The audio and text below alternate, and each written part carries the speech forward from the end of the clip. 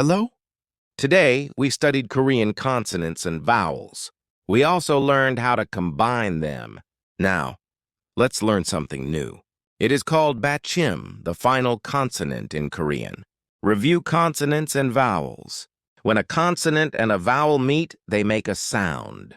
기역 언드 아 비컴가 니은 언드 아 비컴나 Open sounds. 디즈 사운즈 라이크 가나 오픈 사운즈 The sound continues and does not stop at the end. A question. But what happens when a sound ends differently? What about 각 나트가 What is bachim? This is called bachim. When we add 기역 언더 가 it becomes 각 Bachim is the final sound of a syllable. comparing 가 언드 Listen carefully. 가 ends smoothly 각 stops suddenly at the end Position of bachim. Bachim is always written at the bottom. 감 언드 강 all end with a final sound No bachim. Without bachim, the mouth stays open. 가, 나, 다 flow naturally. With bachim, the mouth closes.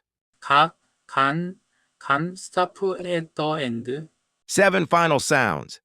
There are many bachim letters, but only 7 final sounds. 기역, 니은, 디귿, 리을, 미음, 비읍, 이응. Different letters, same sound. Look at bag and wilk. The letters are different.